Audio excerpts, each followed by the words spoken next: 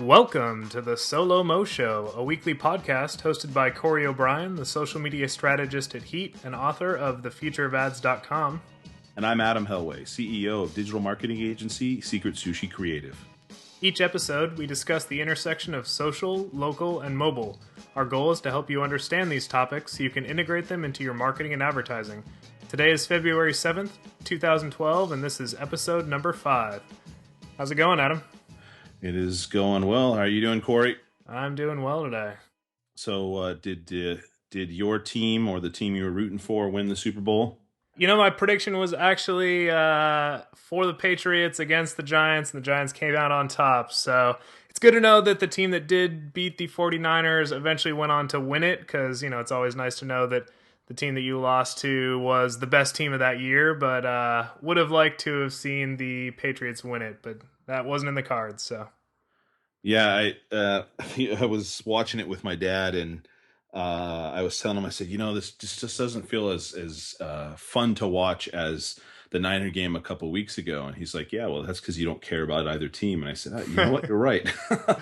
Yeah, that always has a little bit of effect on how your interest level in the game is. Yeah, well, and I actually had thought of not watching it, but seeing as how we discussed the whole second screen experience in episode 4 last week, I kind of felt it my duty to pay attention to at least the commercials. I was going to say, watch not the game, but watch your phone or iPad or any of the second screen experiences that were going on. Yeah, exactly. And it was kind of unique in that sense, I think, and which we'll talk about today, but the kind of tie-in to social seemed to be a little bit more apparent this year than before. Did you think so? Yeah, more apparent, but changing, I think. You know, moving away from just the traditional, hey, check us out on Facebook and follow us on Twitter, and into this more second screen experience and Shazam and dedicated mobile sites, and kind of experimenting a lot this year, which I thought was interesting. Let's get down to business, I guess, and talk a little bit about this, because we wanted to kind of talk about some of the things that we noticed. And of course, this year there were a lot of folks that kind of followed up the Super Bowl with their own take on what brands did and how they kind of took advantage of the multitude of eyes that were on the TV screen for that event. Do we want to how do you want to start this off today? Maybe we start off with what was your favorite commercial or favorite second screen experience? What really stood out during the Super Bowl as being something that you enjoyed? You know, I don't know if anything really stood out. I think I actually was expecting a little bit more out of some of the commercials. I mean, I think there were a few here and there that were pretty funny, but I think overall the thing that kind of surprised me is when I started watching the game, I think it was the first set of commercials that I ended up seeing that I think there was at least 3 of them back to back to back that all had hashtags at the end. Yeah. And they weren't hashtags kind of, you know, displayed kind of off to the side or kind of subtly at the bottom of the commercial. They were presented in a fashion that was almost like saying, we know you want to talk about this commercial, and if you want to talk about this commercial, please use this hashtag so that we can measure it, and so that we can see that, you know, people are reacting to this kind of Twitter bait that we're providing you guys here. And so that was really kind of surprising to me to just see, like, boom, boom, boom, 3 in a row, all having hashtags at the end. I think the first one was the platinum. I don't remember which beer that was. Bud Platinum, I believe. That was the Bud Platinum. So that was that, and it had, you know, the hashtag kind of prominently displayed at the end. I think the one after that was the something vampires. Yeah, that was the Audi spot. I think it was. Yeah. I could see that. Yeah, the way that they had led up to that, I thought it was kind of funny and then kind of goofy at the end. But, you know, it had that hashtag at the end, and then I do not remember what came after that had a hashtag, but I was just kind of surprised how prominently they kind of invited you to say to go ahead and start talking about it out on the social web. You know, and I know we've talked about Shazam, for instance, in the past, and the last week's episode, we were talking about that. What was it, like a third of the commercials were supposed to have Shazam. I don't know about you, but for some reason, I didn't notice a third. It didn't seem like a third. It seemed like less. Maybe I missed a couple commercials or something. Did you see those? Um, I felt the same way actually. I thought that with a third or a quarter of the commercials being Shazamable, that you'd see the Shazam logo all over the place. So that every commercial break, it was going to be pretty prominent. But really, only a couple of spots had a noticeable Shazam logo, and it may have been that other spots were Shazamable but didn't want to actually put the little Shazam bug on the screen to let people know, and we're kind of going under the assumption that hey, maybe people will scan this anyways. Um, there was on one end of the spectrum you had Best Buy, and they actually had the guys from Shazam in their ad, and I'm assuming showing the two screens doing the Shazam logo, that was kind of a cue that you yourself could Shazam that ad.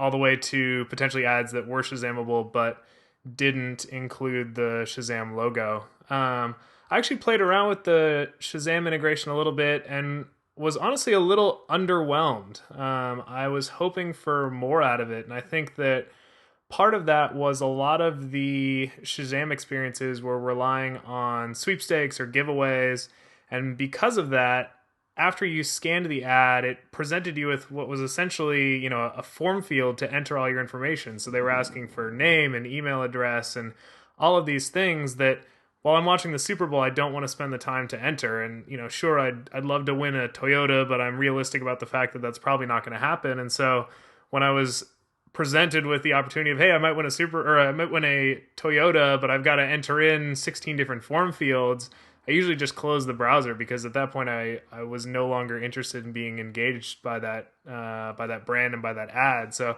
I thought that was potentially a missed opportunity. It's not like you weren't watching something on TV or anything, Exactly. right? I It's not mean, like there wasn't this huge game on screen that I was trying to pay attention to. And, sure, I would have been happy to check something that's easy and lightweight out on Shazam. But when it's asking for, email and verify email and birthday and all that, it's not sociable to be at a party and be watching the Super Bowl and take 5 minutes out of that time to enter in all your information, regardless of what the prize is. So, well, I think that, I mean, the lesson there, right, is no matter how much attention that you're bringing to whatever the conversion point is. I mean, for them, it was a Shazam ad, right, or a Shazamable ad, drawing folks to essentially what would be a landing page. It doesn't matter how many people you draw there with something cool like Shazamming something or a QR code or whatever. In the end, if you aren't thinking properly about reducing the requirements that you have, the hurdles that you're putting people through in order to exchange information with you or to get access to something that they want, then it was all kind of for naught, right? yeah, removing barriers to entry is always key, and especially anytime you're doing a mobile campaign, it's such an intimate experience and a small screen, and you've got somebody their phones out, they're not just sitting at a desk in front of a computer, they're probably in an atmosphere that's not exactly conducive to typing in a lot of information. Something where, hey, click and play this video or tap here to see photos of the car or something like that. A very touch focused interface would have been preferable to typing in a lot of information, in my opinion. Yeah, I mean, that brings up a good point of what kind of experience can you now bring people to that you couldn't as they were watching the TV, right? Right. Could you give them a tour of the car or something? Is there something that you could do to qualify the lead, so to speak, a little bit more, by providing some additional information that if these folks are interacting on it, maybe you could take a look at time on the app or time on whatever it is that you are providing them to interact with. And then those who are really, really, truly interested, maybe they are willing to fill out a bunch of fields, but why not make it easy for them and then follow up with them maybe after the game or something like that? Yeah. But And uh-huh. so, what I think is interesting though is you contrast that with what Chevy did. And so Chevy had They developed their own application, and it was designed to live as a second screen experience throughout the entire game. But they actually encouraged you, both through advertising and through giveaways, to download the application ahead of time, fill out your information, and essentially be prepared so that when it came time for the game, you didn't have to fiddle with the app. You could instead enjoy the experience, interact with it, post tweets, check out the content that they were putting on there, and not have to worry about, oh, I need to make sure that my name and email address are filled out so I might have a chance to win this car. So I think there is something to be said for, controlling the entire experience and being able to focus that experience around your own brand versus relying on something like Shazam, where you're working inside of an existing framework and you're limited to a certain degree to what you can do. And obviously, that's budget dependent. Chevy has the money to put together a really engaging app like that and promote it and get it out there. But it does show that it's not, you can't just rely on Shazam to do all the thinking for you. You've got to actually think about what you want the consumer to do. You've got to think about the device that you're putting this message out across and really cater the message to that experience. We talked last show about Shazam essentially acting like a QR code, like an audio QR code. And so, how long do you think it'll take before Shazam and slap my wrist if you think that, I mean, if it's already out there, but how long do you think it'll take before Shazam makes their API available so that way brands like Chevy can go ahead and take advantage of it on their own, but kind of integrate that controlled experience in the application that you were just talking about with a trigger like the like Shazam essentially within their application. Yeah, it's hard to put a time around it, but I do know that Shazam recently raised a pretty significant amount of money through a later round of funding, and the reason for that later round of funding was to put money towards developing out this TV second screen experience. So I wouldn't be surprised to hear that they have a lot of plans in the works for things like APIs and the ability for more brands to kind of leverage their technology without necessarily using the Shazam template for a mobile site. Maybe 6 months to a year out, that could be the case. But it is, it's hard to put a timeline around it, but I definitely think that that's a possibility given the fact that they have a lot of focus right now on building out this second screen television experience. If you think kind of about what you said, where at least you and I didn't seem to see the Shazam logo pop up that much on commercials. Maybe that was a branding thing, and maybe that was brands not wanting to have an app logo like that kind of impede on the brand, that commercial. And I mean, I don't know if any of those other commercials were Shazamable at all. I don't know if I was supposed to, pull out my phone and scan the commercial because there was no cue, and that could potentially be an issue in the future unless they find an easy trigger to let people know, or unless somehow it becomes common practice that you can interact with commercials or interact with different things on the air, so to speak. Maybe it'll happen in the radio too, for all we know, which I'm kind of surprised it hasn't. Where you can just kind of scan the audio real quick and then be brought to some other offer or something like that as well. So I think it'll be a little bit of an issue. I don't know, some of the previous brands that have used Shazam so far, Old Navy, TurboTax, I think it was Progressive Insurance. Those guys didn't mind obviously putting it up there, but maybe there was a little bit more discrimination about kind of letting that impede upon the high profile aspect of the commercials during the Super Bowl. Yeah. And getting back to the point that you mentioned earlier of Audi with their hashtag, I thought one of the most interesting things I read coming out of the Super Bowl was a post by Jeremiah Oyang on his webstrategist.com site. And he had actually, together with the Altimeter group, they studied all of the social additions to the commercials that aired during the Super Bowl and started to chart some of the trends that they noticed. And so they actually came out with 5 trends that I thought were, really smart, a lot of data to back it up. And, useful for looking at what some of the big brands are doing in television as a way of gauging some of the trends that we might see filter down into smaller brands in the coming year. So a couple of those numbers that really stood out is, first off, it actually ended up that um, a third of the spots actually didn't promote any online destinations at all. These were essentially purely brand spots. They ended with just the brand's logo, and that was it.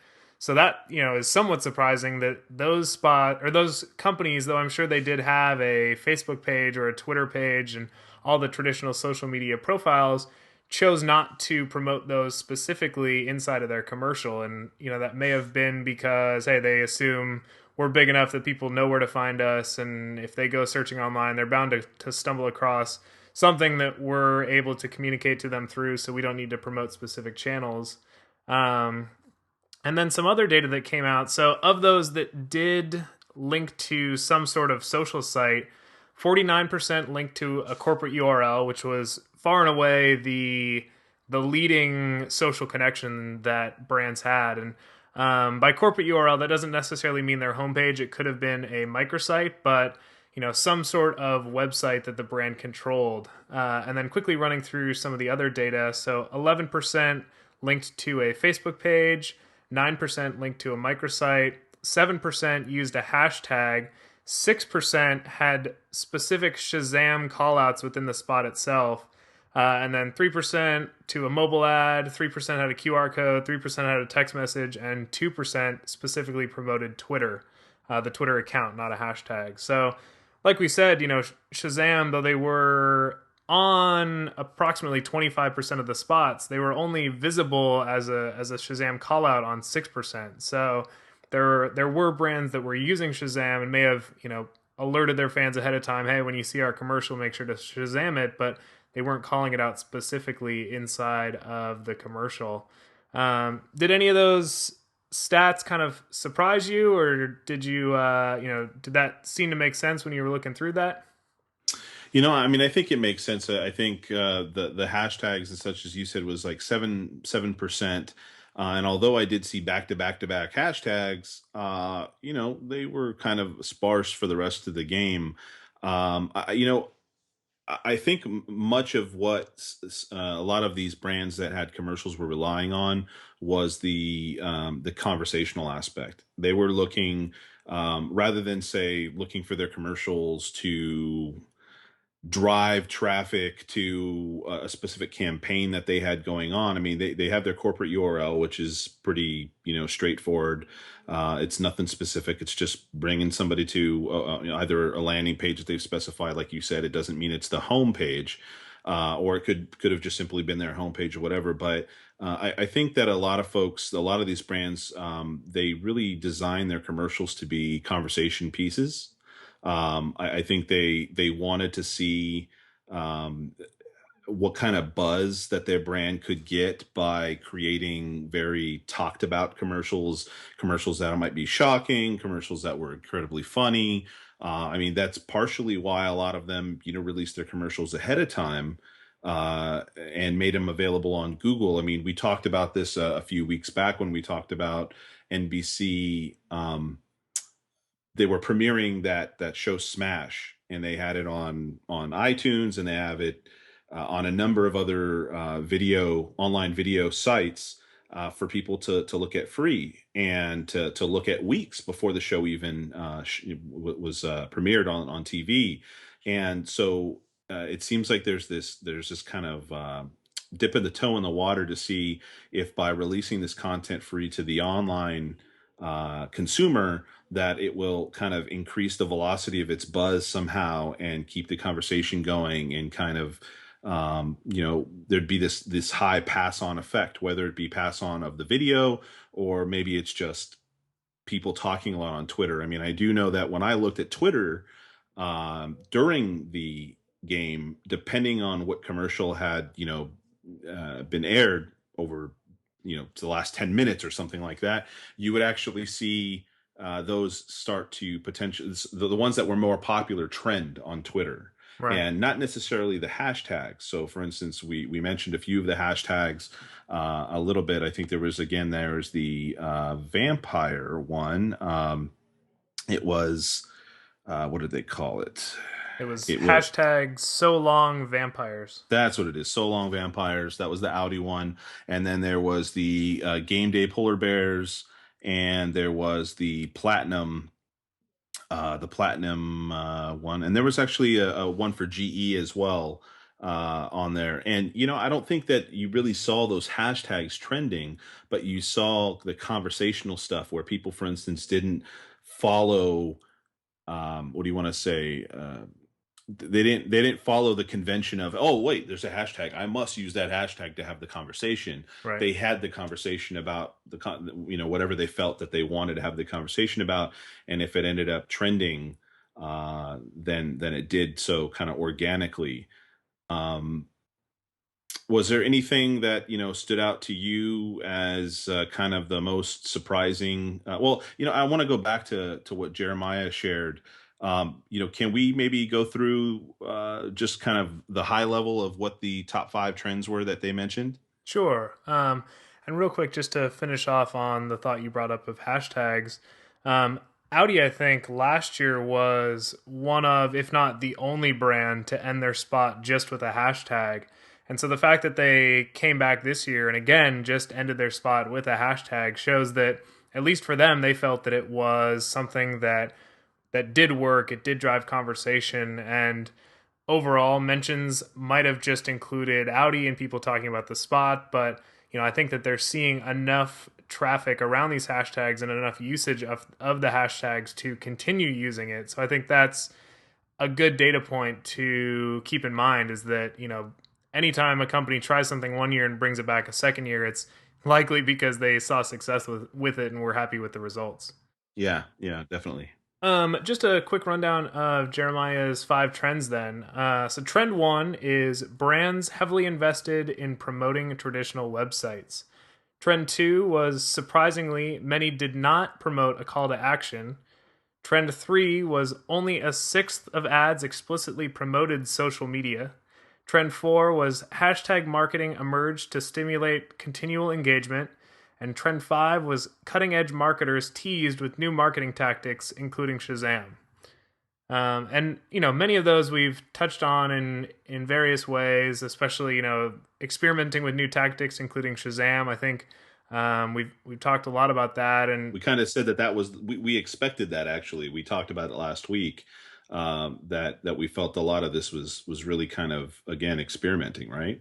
yeah, and I think experimentation is important. Part of what we've continually been discussing is the fact that there are really no hard and fast rules for a lot of this. It's a lot of learning as you go and testing it one year and seeing what the results are. And, in the case of Audi's hashtag, bringing that back the next year if you do see a good result, but not being afraid to try something, say, hey, that didn't really work for us, and then trying something else the next year. I think that the Chevy Game Time app, that was most likely an experiment for them. They were probably very clear internally about the fact that, hey, if this thing works, that's great. If it doesn't, we gave it a good shot and we know not to go in that direction next year. In my opinion, I think that was a big success. And so I wouldn't be surprised to see something very similar return next year, if not even more so. I think it may have been iOS specific for the iPhone and iPad. Maybe next year it comes back as an Android app or a mobile app to get more people able to interact with that. So I think that experimentation is key, and being clear on what the learnings are going to decide for you. So having goals set, and if you reach those goals or hopefully exceed those goals, saying, hey, this was a success and let's learn from this and let's adapt and continue to evolve on that. But if you don't reach those goals, first take a step back and say, why didn't we reach the goals? What could we have done differently, or what didn't work in our favor for us to not reach the goals? And second, use that as a chance to say, hey, is this something that we want to keep experimenting with, or for our own brand, have we made the decision that this isn't working and let's try something else? Yeah, I think we've kind of alluded to this in the past when we talked about an interactive QR code advertisement that Domino's was doing primarily in the UK, and we talked about this a bit with Shazam as well, where these kind of layered social media or interactive experiences, or at least cues for folks who are social media savvy, don't necessarily intrude upon what they're already doing by just placing, by, for instance, if it's a QR code, having a QR code on the corner of a display ad doesn't really interrupt the flow of those who can't participate in that. They don't understand what a QR code is. They don't have a mobile device, but those who do will go and they'll reach out and they'll try it. And I think that's why experimentation in this sense is key, is because you've got a big stage, and you have a large audience. You're not interrupting the normal flow of, in most cases, of folks who would normally sit down and watch the commercials anyways. I mean, I didn't see a huge difference, quite honestly, in any of the real kind of format of the commercials. I think the only thing was the inclusion of these cues, whether they be Shazam or hashtags. And so why not experiment? Why not try something out and see if it works, unless you do something kind of just bananas out of the box that nobody's ever seen before, that's very unconventional. It really is still going to, what do you want to say? It's going to still satisfy those who are just wanting to watch a regular old commercial and don't care about bringing out their smartphone or mobile device. Yeah, I think that's a good point. The other thing that kind of surprised me is, and I don't know if you had a chance to check into this, but Foursquare actually acted as a bit of a second screen opportunity. Did you see the Foursquare Super Swarm Sunday location, and did you get a chance to check into it? I saw some other folks checking into it, but I didn't quite get it. I didn't know if I just happened to be watching people check into the actual to actually attending the Super Bowl or what. I was kind of busy doing other things and watching the game, and so I didn't investigate. And tell me a little bit more about it. I mean, it was just a virtual event to check into. Yeah, it was a virtual event, and I believe they actually went on record as stating, this is a big enough event that we'll create an official Foursquare sponsored virtual location for everyone to check into, but don't expect this to be a trend. This isn't something that we're going to roll out for, every single baseball game or something like that. But by the time that they closed the site down, they actually had more than 300,000 people check in to Super Swarm Sunday, which is pretty impressive. I think Coca-Cola released numbers on their Polar Bear Bowl, which was their second screen app, and they said more than 500,000. So Coca-Cola, with a very specific, very engaging application, was only able to get just under twice as many people as Foursquare was, with something that really didn't have a lot of interactivity. It was more just putting the stamp on your profile to say, "Hey, I was here and I was part of this event." Um, That's the whole digital goods thing, right? I mean, once one person does it and realizes that they can, and they're getting this rare badge that theoretically they could get only once a year, then other folks want to just grab it for the sake of having it as a badge, right? I mean, it's gamification at work. I mean, digital goods, I guess, in the simpler sense of digital rewards for the most part. A reward for checking in. I mean, really, that's all it was. Beyond that, it wasn't promoting any specific brand or anything like that, right? well, there was actually a check-in special, which was sort of the sneaky way of getting a pretty decent media buy related to the Super Bowl, I thought. So, and I'm drawing a blank if it was Domino's or Pizza Hut. They're essentially one and the same, but it was one of the big national pizza chain stores that had a $5 off special. So if you checked into Super Swarm Sunday and then bought a pizza, and I believe you had to also use an American Express card. There were a couple hurdles you had to get through to get this deal, but every one of the 300,000 people who checked in were presented with this offer for $5 off their pizza. So, by looking for other opportunities, they didn't have to do a big brand spot during the Super Bowl. They didn't have to do a major second screen opportunity. They just said, "Hey, what do we know that people are going to do, and how do we get involved with that?" And I thought that was actually a pretty smart move on their behalf. I'm sure there were plenty of people who were like, "Well, I don't have any other type of food. I might as well just order up a pizza and get one of those for the game." So I thought that was an interesting way of kind of sneaking their way onto the Super Bowl media scene. Sometimes simpler is better, right? Sometimes simpler is better as long as it's smart. Exactly. And I think the interesting thing is that you wouldn't think that a location-based service like Foursquare might take advantage of things in that fashion because obviously it isn't a physical location. Um, but sometimes you just got to take advantage of events, right? Events that are big and that happen once every year or once every so often, maybe something like the Olympics or some other large event that kind of has a buzz going on around it. Like the Super Bowl had people, talking about it every which way for a whole week leading up to it. So when you have events like that, you might just want to think, how can you fit in? How could you creatively get your foot in the door? And of course, I mean, Foursquare itself is more a platform. It's a platform as well as a brand. But it sounds like I think it was American Express you mentioned, and one of the pizza chains, just kind of jumped in there and said, "Look, we'll sponsor this interaction here.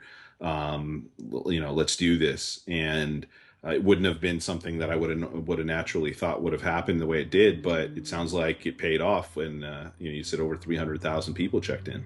Yeah, and I think one of the challenges of Foursquare is it's kind of a set it and forget it network. So for marketers and advertisers, you go onto Foursquare, maybe you put your special up, maybe you put a coupon out there, but a lot of times once that's there, you're really not doing a lot to maintain it. You're redeeming those coupons when a user comes in and said, "Hey, I checked in," but it's not something that stays top of mind. And so I think because of that, there's opportunities to optimize and there's opportunities to revisit Foursquare and say, hey, did that thing that I set up, 6 months ago or a year ago, is that still the best way to use Foursquare, or should I put a different offer out there? Should I test some different things? So, just because it's not something that like Twitter or like Facebook you're interacting with on a daily basis doesn't mean you can forget about it, and doesn't mean you don't need to occasionally revisit it and say, hey, am I using this to the best of its ability?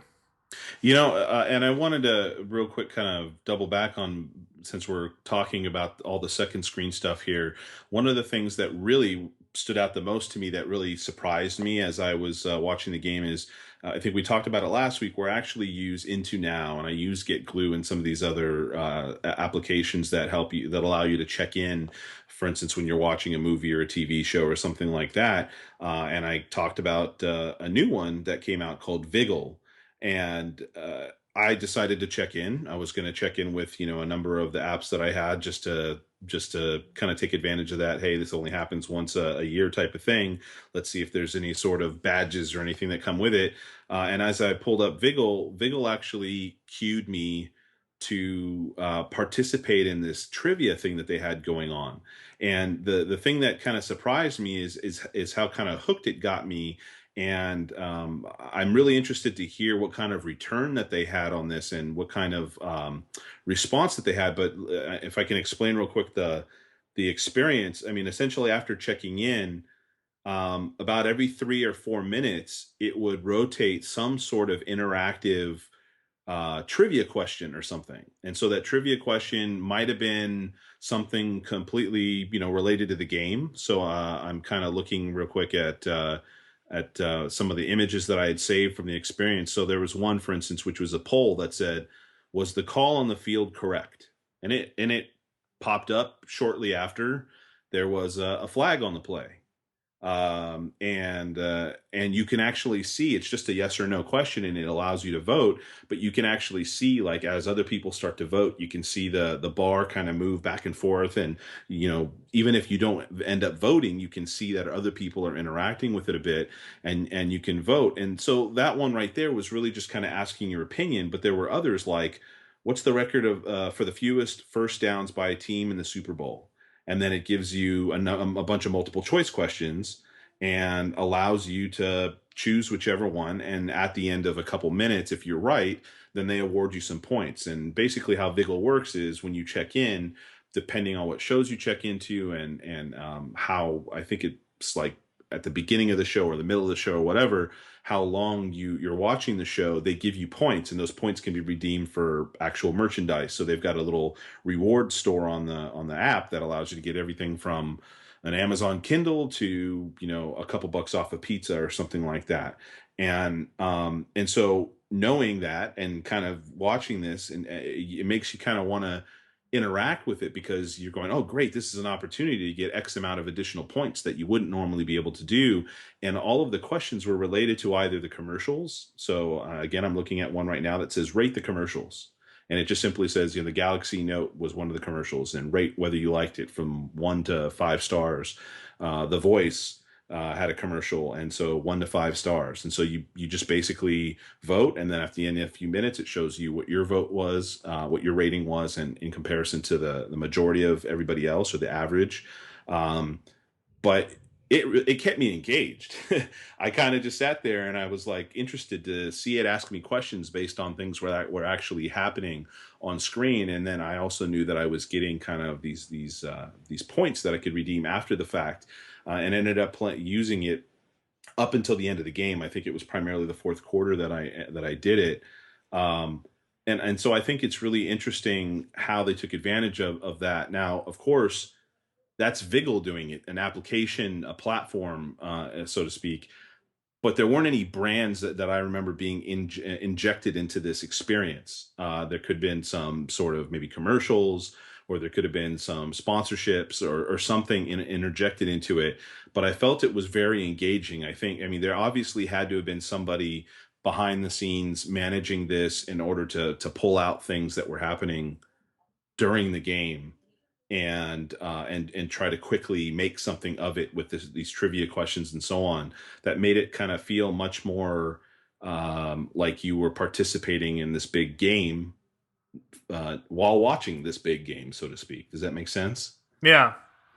Yeah, and part of the challenge for them, I'm sure, is having recently launched the application, um, building up that initial user base that's going to be there to sell to a brand. So right now it's still early to go to a brand and say, hey, we want X amount of dollars for you to get integrated into our app and advertise to our users. But at the same time, they're actively taking steps to build up that user base and make an engaging second screen experience. And I think that's a good sign that it could definitely be a network to pay attention to in the coming months. Because I think, like you said, with the combination of actual rewards, so monetary rewards with the second screen engagement and questions and interactivity, it could be something that users adapt to, and users recommend to others and say, hey, check this out. So something like Viggle could be the network that kind of starts as an underdog but really builds up a strong network. So I think, like it's kind of the mantra for the show, but don't be afraid to experiment, and don't be afraid to contact Viggle and say, hey, interested in seeing what we can do around a second screen experience, and what opportunities do you have for a brand like mine? Yeah, I'd be interested to hear from somebody at Viggle, if anybody's out there listening, or anybody knows somebody from there. I'm interested to know, what kind of things do you guys think about doing in the future, and what kind of response did you get from that Super Bowl experience? Because it was pretty fun for me. So we're gonna, I think, move on from some of the second screen stuff maybe right now, right? Yeah. If you want, I think something that I'd love to discuss is the ad that Microsoft put out in response to a lot of the Google changes. Did you get a chance to check out that link that I sent you about the Microsoft ad? I'm looking at it a little bit right now, and I looked at it a little bit earlier. Is this, so I'm seeing pretty much a blog post? Is there an actual advertisement that's out there? Yeah, so the blog post, for those listening to the podcast, the blog post was called Gone Google, Got Concerns, We Have Alternatives. And this was posted on the official Microsoft blog. So it wasn't, a Microsoft engineer or someone speaking on Microsoft's behalf. It was the official company blog putting this out there. And at the bottom, they had a copy of an ad that I guess they ran in a bunch of national newspapers. And in big, bold text right at the top, it says, putting people first. And then it has kind of their manifesto about Google and how Google's changed, and it might be time to re-examine the Microsoft product line. And then they promote Hotmail as their alternative to Gmail. They promote Bing as their alternative to Google search.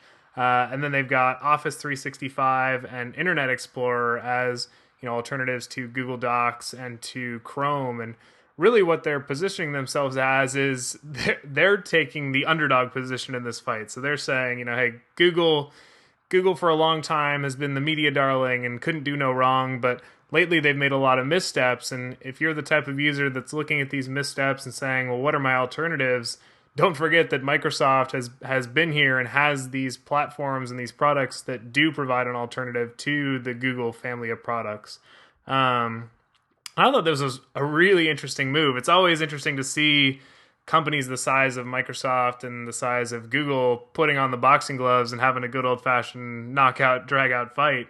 And bringing in their corporate VPs to really, you know, pull no punches and hit hard and say, hey, look, these are changes that we know a lot of users are upset by, and we're here to say that we're maybe better than that or different than that, and it's time for you to take a look at our product.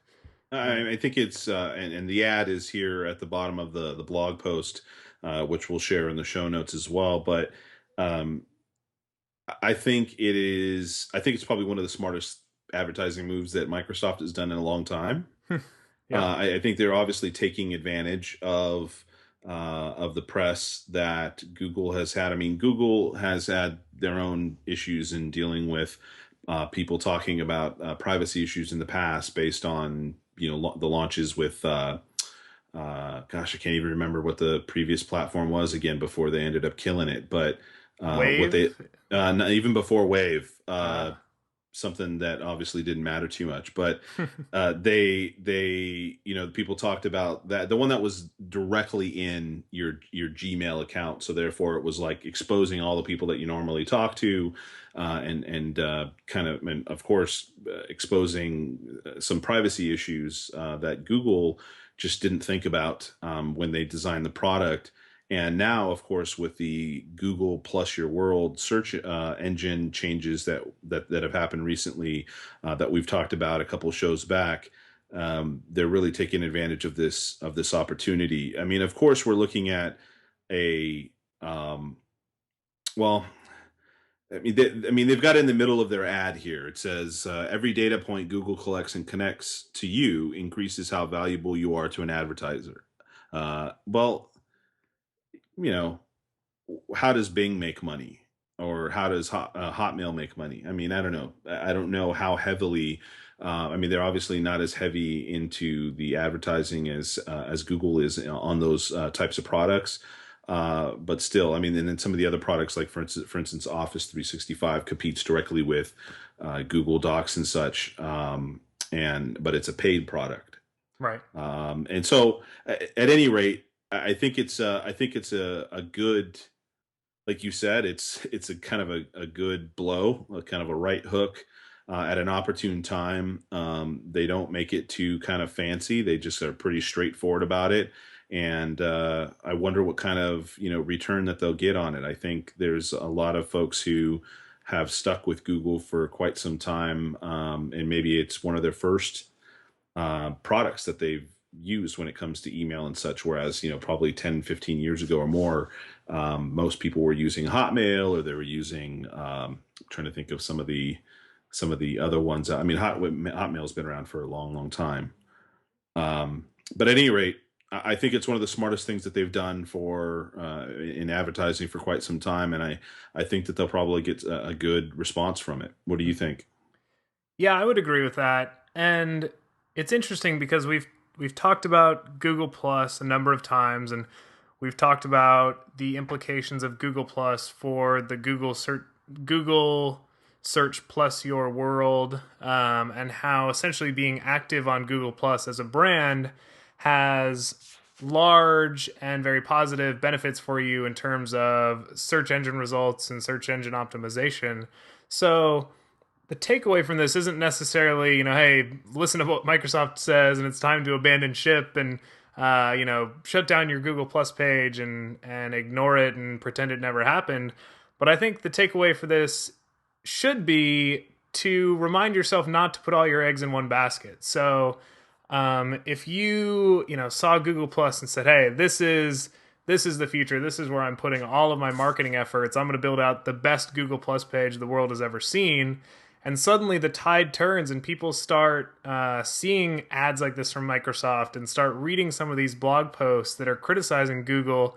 And they, as users, say, hey, maybe there is something to this, and maybe I should explore other channels, and maybe I should be a little less active on Google Plus.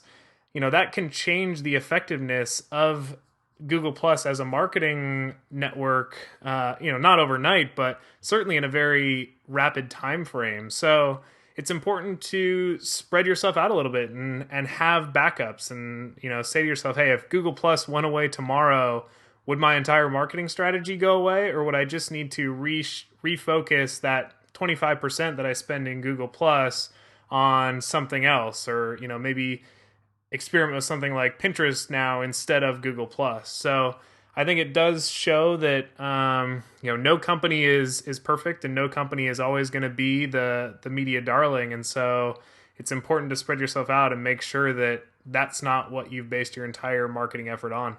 True, true, true. So we want to go on to the next bit here, which kind of harkens again back to something we talked about before. This is an Instagram thing that's been going on since the beginning of January. I'm going to let you explain because you've been in on this since the beginning. Yeah, and this was the Instagram photo a day contest put on by the blogger who runs a site at fatmumslim.com.au. And as we were joking about before, not to be mistaken with the Fat Muslim, that's probably an entirely different site. This is Fat Mum Slim. But what she did is created a blog post on her site and for the month of January, put a topic for each day in January. And the idea was people would participate in this by tagging their Instagram photos with hashtag JanPhotoAday, and they would take a photo about that day's topic. So, it was really a wide variety of topics, and each day was kind of different, and it ranged from very specific to very broad. But at the end of the month, I was interested to see, well, what was the result of this? And so I used a web service called Webstagram, which is a way to view Instagram photos and run Instagram searches online. And it turns out that over 172,000 photos were posted during the month of January with the hashtag JanPhotoAday. So, I mean, in my opinion, that's a huge success, especially coming out of, a single person's blog. It's not like a corporate, it's not like Google put this thing out there. It was a single blog. It spread largely by word of mouth, but people really grasped on the idea of participating in this and got their friends involved and got their Instagram connections involved and really made it a success. So much so that she's now running Feb Photo a day. So she's reposted topics for the month of February, and people continue to check this out and continue to post to it. I mean, this is all for fun, right? It's not like anybody's getting any reward other than the fact that they're just kind of participating on the social web and able to check out the hashtag and see what everybody else shared on that particular day. I will say that I kind of been experimenting a little bit more heavily over the last couple of weeks with Instagram. And one of the things that I did notice was when you use a hashtag, you have a huge you have a much higher chance that your photos on there are going to be viewed by people. Mm-hmm. Especially they're going to be viewed, they're going to be potentially interacted on. Somebody's going to click like, or somebody's going to comment, and so I'll use a few examples. I'm on Instagram. I've been on Instagram for quite some time. People who are connected to me are primarily folks that I might have stumbled across, but for the most part they're people I know on Facebook or on Twitter or something like that I have found on Instagram. So they're people I know. So you might get a few handfuls of likes here and there on certain photos and such if your friends are on there and see your images. but I went ahead and I said, I wonder if how effective hashtags are. And so I did a little research in Webstagram, the site that you're talking about, which we'll link to in the show notes, has like a top 100 Hmm. hashtags. And so when you go there, you can actually see, well, what's the most popular hashtag that's used when you tag a photo. And so to kind of explain real quickly what the hashtags are, so Instagram is a mobile photo community. You take photos, you upload it, and it's all on a mobile device. It's not online. I mean, there are pages that you can access online, but for the most part, it's all directly on your mobile device. I think it's not even on anything but the iPhone right now. It'll be hopefully on Android soon, so other people can participate. What happens is people can go ahead and in the description for their photos or in comments for their own photos, they can go ahead and add these hashtags similar to Twitter hashtags, but they will describe maybe something that's in them, or they'll be related to an overall theme, like the Feb photo a day that you talked about, Corey. And so I just went ahead and uh, tried to see what was going on with some of these more popular hashtags that were out there, and I would take a photo, even a photo that I posted a while back, like 6 months ago, and I added a bunch of these hashtags to it, and instantly, within seconds of putting those hashtags on it, I started getting a flood of likes from people that I've never met before, from people I had no connection to. Yeah. And so somebody who's new to Instagram, whether it be a brand or an individual who might want to kind of garner a few new users and kind of expose some of their content, some photos to users across Instagram, might take a look at something like that Feb photo a day and say, well, how can we participate as a brand? How can we participate as a business and put some content out there and participate in this this I don't want to say this trend, so to speak, but I mean it's a meme really Yeah. that's happening, and be a part of this. And so I really recommend that folks take a look at that and try to take advantage of it. Yeah, and I think I actually noticed the same thing. So when I was first using Instagram, I would just post photos, and I didn't really add a lot of hashtags and all of that. Um, and when I first started participating in this Jan photo a day, I added the hashtag, and instantly I was getting likes from people that hadn't been following me previously. So the only thing I can assume is that they found me through Jan photo a day. So first off, as a brand, that's a great way to get involved in Instagram. It's a great way to find new followers, but it's also a great way to source ideas for photos. I know that one of the challenging things, especially for people that, aren't hobby photographers and they don't take their camera out every day and just look around them and say, well, what can I share, is coming up with content ideas. So as a brand, you could use something like hashtag Feb photo a day to generate your own content ideas, integrate yourself into this community. By running a simple search for other Feb photo a day photos, you can like other photos that are out there, comment on ones that you yourself like, and that's a way of getting people to check out your own account and say, hey, who is this person that commented on me? Maybe I should check out their photos, see what they've been posting about. So it's definitely a great source of inspiration and a great way to get involved in Instagram if you're first getting up and running.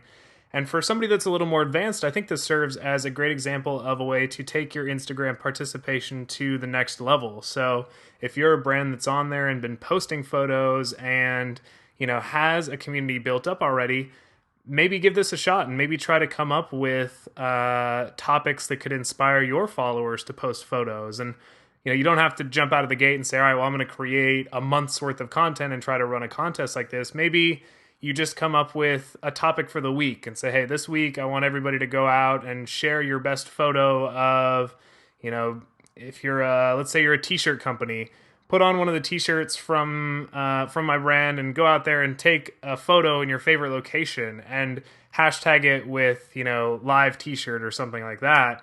And that's a great way for you to inspire your own community and for them to look at you and say, hey, this is a great account to follow. It's something that's giving me interesting ideas. I feel like I'm part of the community, and they're because of that, those users are going to be more likely to recommend your account to others and say, hey, you should really check this out. It's a great brand to follow. And I think you may have already alluded to this, but this person did it from nothing, right? It was just a small idea, so it's not like you have to build up this huge audience and then put it out there. You might be able to. It's something that you could quite possibly start small, right? Right. So at any rate, I think it's an interesting thing to pay attention to, and pay attention to those hashtags. We'll go ahead and we'll link directly to the Webstagram site, and I think we'll go ahead and link directly to the Fat Mum Slim, right? Fat Mum Slim, exactly. You got to be careful when you say it. Put the pauses in the appropriate place. But I know, I know. I always hear you enunciate it very succinctly as you say it. right. Um, So, speaking of following up on earlier stories, another follow up that caught my eye, and I thought it was so interesting that I almost had to share it with the podcast and bring it back and revisit it. But a couple weeks back, we talked about this video that was put out by Uniform, and it was the Sweet Tweet video. So this was Uniform, an agency, had created this essentially a cuckoo clock, and it was connected to their Twitter account. And so every time they got a new follower, this cuckoo clock would activate and it would put out a little piece of candy, and the candy would roll through this Rube Goldberg type machine. And the idea was you're rewarding the office for a social interaction. Well, a company called Ollie actually is developing this exact product, and it started on Kickstarter, and the initial Kickstarter project was something called Ollie, and it was a scent-enabled internet device. So they were using these little, I guess it was like a scent capsule, and when certain things happened online, it would release this smell, and so you could, you know, experience the internet through smell, or however they want to describe it. It was sort of an interesting product. Just don't go to chat roulette or to exactly. YouTube and experience the internet through smell. Oh, be careful what you visit with that thing activated. So, and I had that initial reaction. I was like, oh, it's kind of a cute idea. It's clever, but I don't know how I would ever use this. But what they did is they created a second product, and this one was called Molly. And what Molly is a little kind of rectangular gadget that you connect via USB to a computer, and you can use the associated application to set cues that will release either a gumball or a small piece of candy. So the cue could be every time we get a new follower, release a new piece of candy. Or if you're getting, a consistent stream of followers, it could be something like every time we get 25 retweets, release a new piece of candy. So you can up the ante a little bit depending on how active your brand is online. But for, I think it was less than $100. You could buy this thing and connect it to a computer and instantly have this social reward connected. And I thought it was, something that for a very low investment, it could be a fun thing to have around the office. It could be a definite conversation starter. Unfortunately, I think it's a little late to get involved on the Kickstarter level. I think as of this recording, there's maybe one more day left in the Kickstarter project. So if you're listening live, you could probably sneak out there and buy it. But once Kickstarter ends, they've already got a site up and running, and I'd assume they've already got it's met its funding goal, so it's going to become a real product. So we'll link to it in the show notes, but olliefactory.com is where you can go to both view this thing and actually pre-order it. But could be a great way of having a little fun with your social activities, rewarding the office, and doing something that's a little different, but without having a big financial investment to get up and running. Yeah, did you say how much it was for that? I mean, I know it's funded, but normally with Kickstarter they'll make it available for you at a even if it's already funded, they're selling it essentially, so they would love to have more funding. Right. Let's see. I don't recall off the top of my head. I know it was less than $100. I think it was even so the initial, it was like $50 to get Ollie, the smell-enabled gadget, which still funny to say. And then I think if you added $30 on top of the 50, you got both. So you got the smell gadget and you got the candy gadget. So for $30 more, they threw it in. I'd imagine the retail price is going to be a little more than that, so it's probably somewhere between like $40 and $60. But you know, really for what it is, it's a pretty good deal because it includes the application, it includes the actual device, so you're not having to find a friend that might know how to create one of those and pay him to create it. It's already done, it's already ready to go. You just plug it into your USB drive and you're up and running. So, if you've got like community managers or employees that aren't down with social media, this is like, what is it? I feel like, I don't know if you were a fan of Lost, the TV show, but they had their polar bear cage where they train the polar bear to hit a couple things at the same time, and then a little biscuit would come out. And that was their way to train folks. So this will be your way to train your employees to work hard at being nice and gaining some new followers and such. I don't know. Yep. Always be experimenting. Exactly. So I think that is kind of the gist of our main topics for the week. I did want to share with folks the fact that we are experimenting as well. We're kind of following our own advice, and we have last show we had a Google Hangout, which was really really cool. We're really appreciative of a handful of folks that joined us there. And we thought we wanted to experiment with maybe not having our faces on the screen all the time, but to then just stream the audio itself. And so we're doing that right now. And we have a handful of folks that are listening. I don't know exactly how many, because the one thing we haven't done yet is find a way to measure it just yet. But we do have a few folks that have been interacting with us during the show on Google Plus and on Facebook and on Twitter. And so we intend to do that some more. And in fact, I'd hope that what we would do is put together some fun stuff that we could do in addition to fielding questions from folks who are listening live, to probably having some giveaways. I think Chloe and I have discussed this a little bit, and having some stuff out there for folks who are listening live during the podcast. But I think if there's anybody out there that thinks that they have some cool thing that we might want to do live while we're recording the podcast, or even for the recorded version of the podcast, please share that with us. But on that note, is there any final notes beyond that, Corey? No, I think that's it. Once again, big thanks goes out to the listeners, everybody that both had a chance to listen to the live show and also is listening to the recorded version of the show.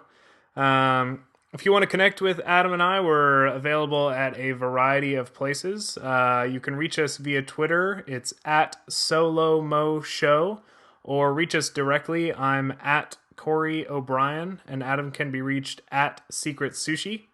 We also have a SoloMo Show page on Google+, so if you're a Google+ user, just go ahead and search for SoloMo Show, and that should pop right up.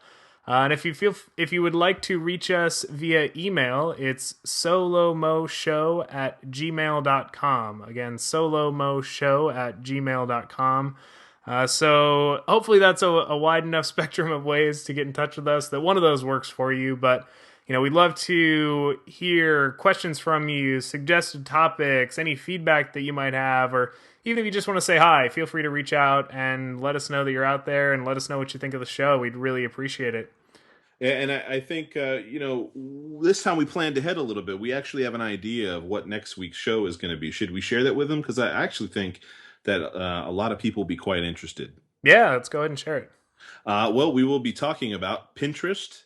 I think there's quite a lot of things that we can cover on that, even though it might not seem so for some folks.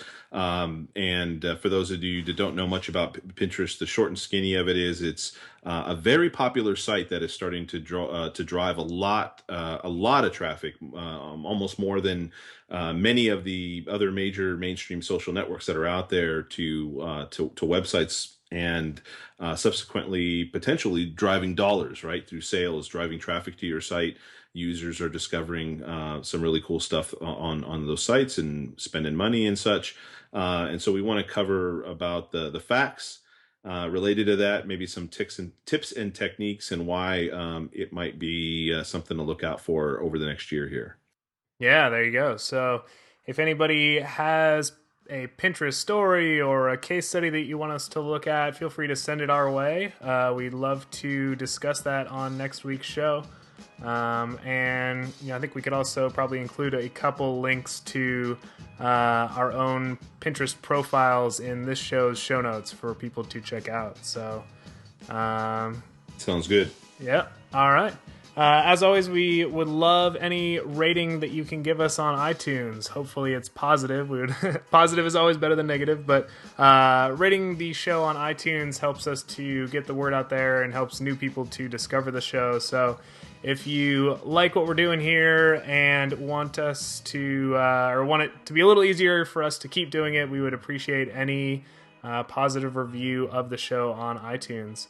All the links and stories that we discussed today can be found in the show notes. Those can be viewed either by going to solomoshow.com, or a lot of times the player that you're using to listen to the podcast will have an ability to view show notes, so we'll include all of the links in there, as well as links for how to get in touch with us through Twitter, Google+, or email. So with that, I think that's a wrap on this week's show. Thank you all for listening.